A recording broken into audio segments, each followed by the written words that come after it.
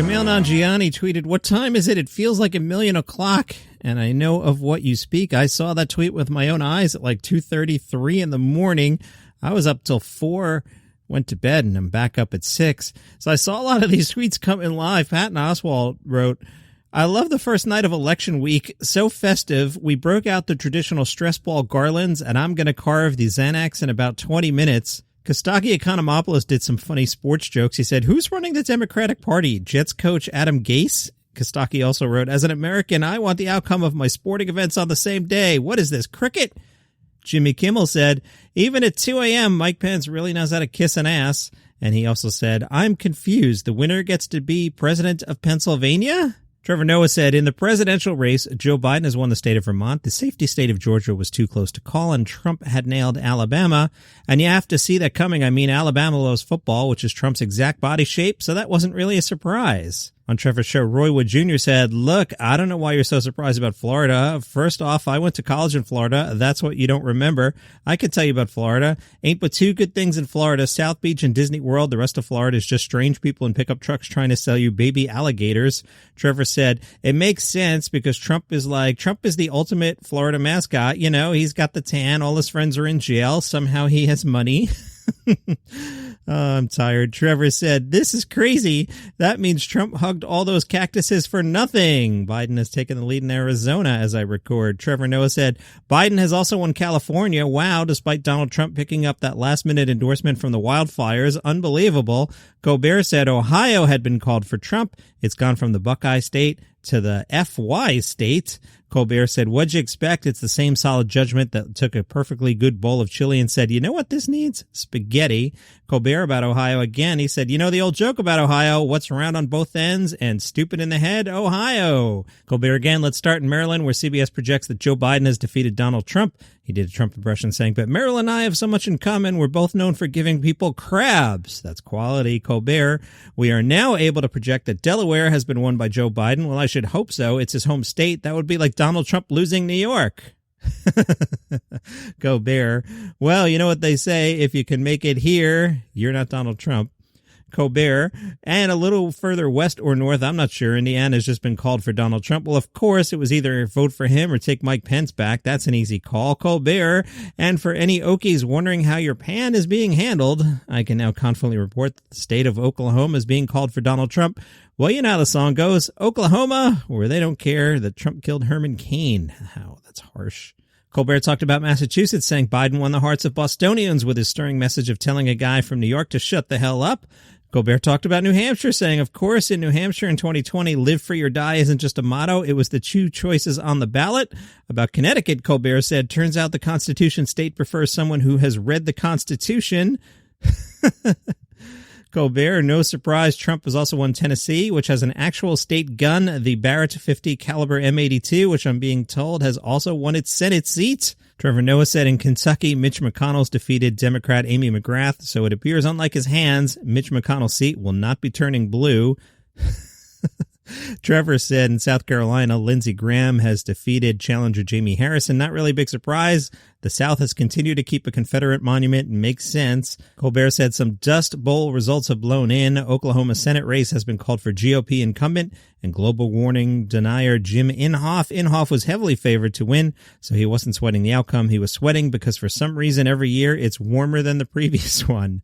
J.L. Covan said, "A bold move by SNL would be to replace Alec Baldwin with Donald Trump." And I got a couple leftover jokes from earlier in the evening when one of the stories was they were building a fence around the White House. Remember that? Trevor Noah said, "You know stuff is real when even the White House is putting up extra fences and barriers. Although hopefully they aren't letting Trump decide what a good barrier is. We don't need a fence. We should just put a slightly steep ramp. No one can get past that. They're so dangerous." Kimmel said right now they're erecting a massive protective fence around the White House in the event things get crazy. It took 4 years, but Trump finally got his wall built. And Fallon said, "At this point, I'm not sure if Trump's trying to keep protesters out or keep himself in." Oh, I got more. Let's take a break. Jimmy Fallon will be hosting The Tonight Show for longer than we thought, and I don't mean that in a bad way. I just got 2 hours sleep and have had half a cup of coffee.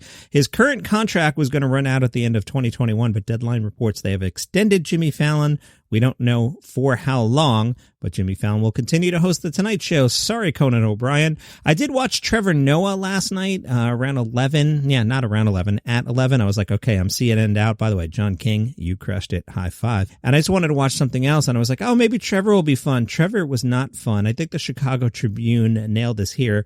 They wrote, Ronnie Chang from Noah's regular Daily Show crew had a quality piece on the impact of Australia's compulsory voting law. It keeps politicians from playing too extreme. It's in their base.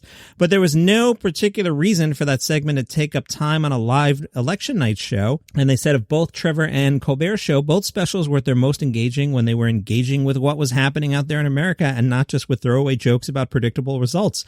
I switched over to Trevor 3 different times, and all 3 times I got like canned stuff. And I'm like, this doesn't feel like the Now. This just feels like a bad episode of The Daily Show. So I'm not sure what they were doing there. The Tribune also wrote about Colbert's show, saying with the absence of definitive results to play against, the magic they hoped for never visited. It was a far cry from Colbert's similar Showtime special in 2016, when he basically learned on live TV that America had picked Trump. So I didn't see that one. I don't have Showtime these days. Let's do a couple other things and get out of here. John Mulaney, he was on Seth Meyers' Monday Night. Vulture recapped it.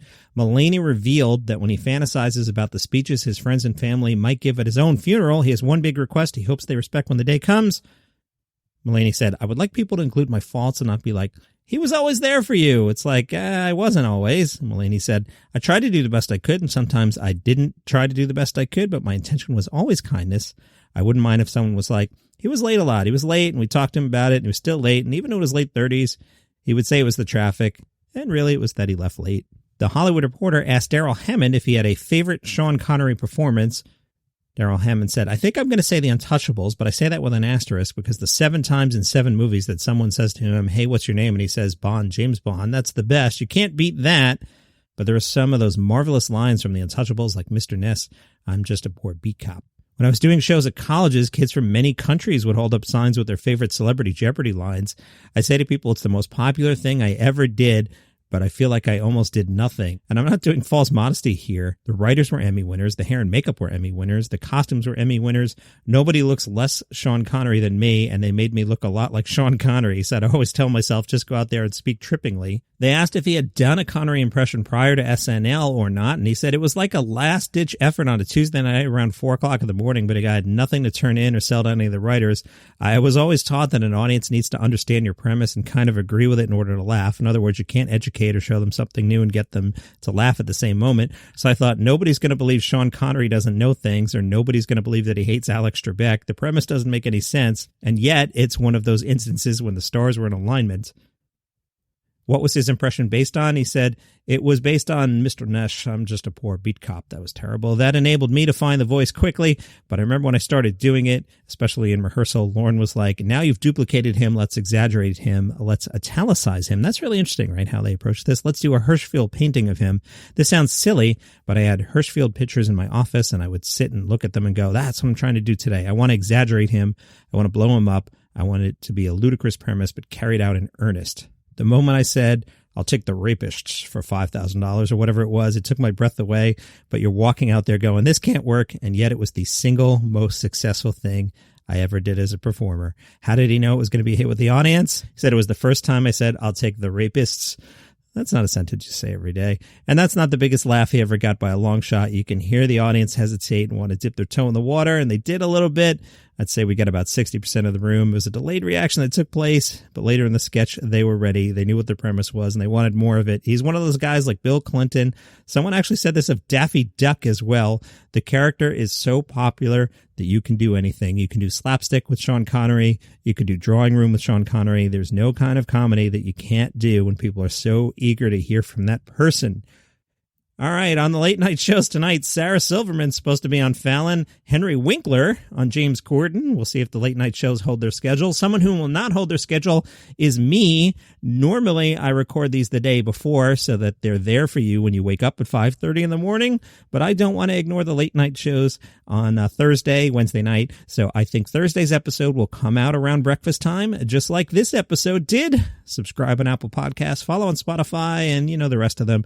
I'm going to get some coffee and put CNN on.